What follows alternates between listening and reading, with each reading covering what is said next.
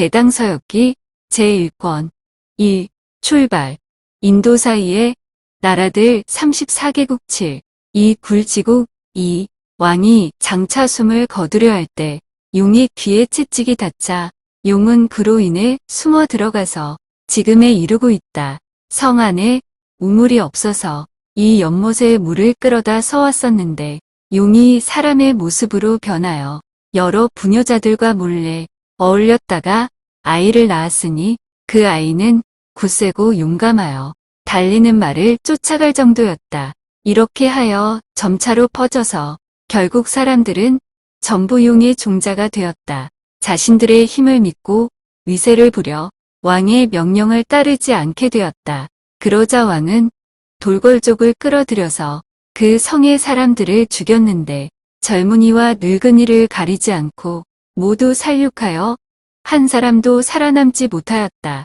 그 성은 황무지가 되었으며 사람의 자취가 끊어지고 말았다. 황성의 북쪽 40여 리를 가면 산기슭을 접하면서 하나의 강을 사이에 두고 두 개의 가람이 있는데 똑같이 조오리라고 이름하지만 동서의 위치에 따라서 각기동 조오리, 서조오리라고 불린다. 불상의 장엄함은 도저히 사람의 솜씨라고는 생각할 수 없을 정도로 뛰어나다. 스님들은 청정하게 재개하며 부지런히 정진한다.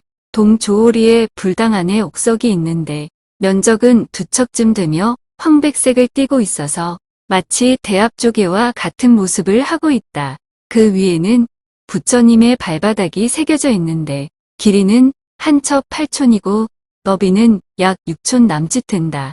제1에는 등불을 환하게 밝히기도 한다. 대성의 서문 밖 길에는 좌우에 각각 불상이 서 있는데 높이는 90여 척이다. 이 불상 앞에서 5년에 한 차례씩 대회가 열린다.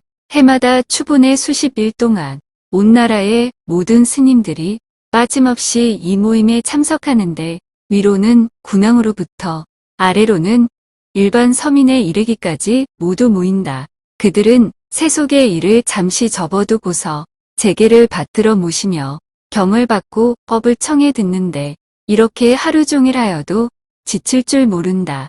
모든 승가람의 장엄 불상들은 진귀한 보석으로 꾸며지고 비단으로 장식되어 가마에 실리는데 이것을 행상이라고 하며 이런 가마들이 수천 대에 동원되어 집회의 장소에 모여든다.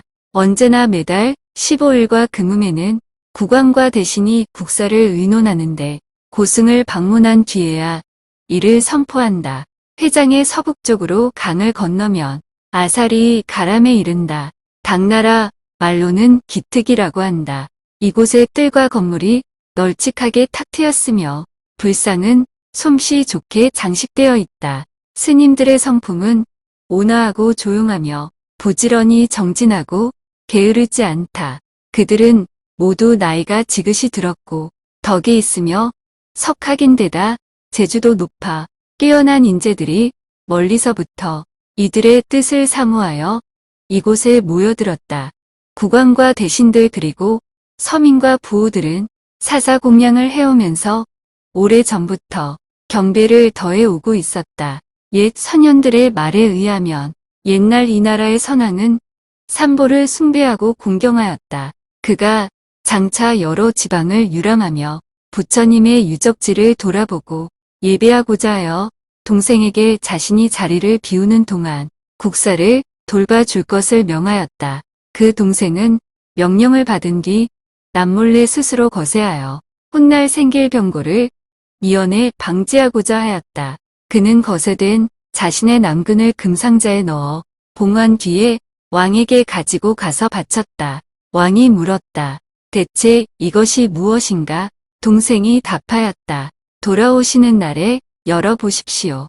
왕은 이것을 받아서 집사에게 맡기고 군사를 딸려 지키도록 하였다. 그 후 왕이 순례를 마치고 돌아오자 과연 모반을 일으키려는 어떤 자가 왕에게 이렇게 말하였다.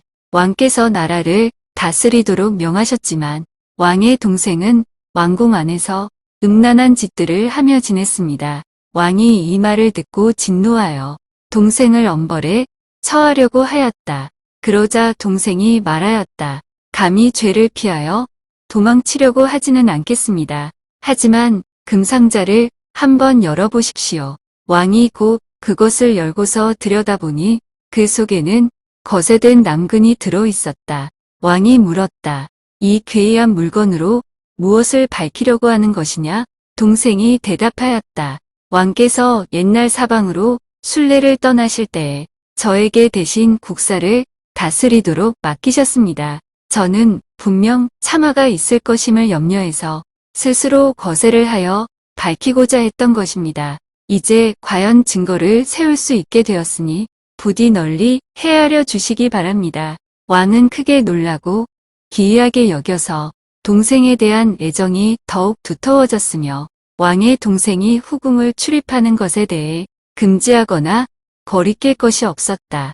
후에 왕의 동생은 길을 가다가 어떤 사람이 500마리의 소를 데리고 가는 것을 보았는데 그 사람은 소들을 거세하려던 길이었다. 그는 이 광경을 보면서 생각하였다. 나 같은 처지의 중생을 만나니 감회가 더하는구나. 내가 지금 불구가 된 것도 어찌 수겁이 아니겠는가? 그리고 나서 그는 재물을 주고 이 소떼들을 샀다. 그러자 자선의 힘으로 인하여 남성이 점차 본래대로 회복되었다. 그는 몸이 정상으로 돌아온 뒤에는 결코 궁에 들어가지 않았다. 왕이 이상하게 여겨서 그 까닭을 물었다. 그러자 동생은 일의 자초지종을 설명해 주었다.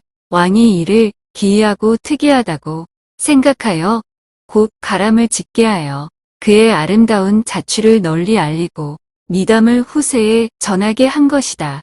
이곳에서 서쪽으로 600여 리를 가면 작은 모래사막이 나오는데 그곳을 지나면 발록 가국에 이르게 된다. 구역에서는 고욱 또는 극흑이라고 한다.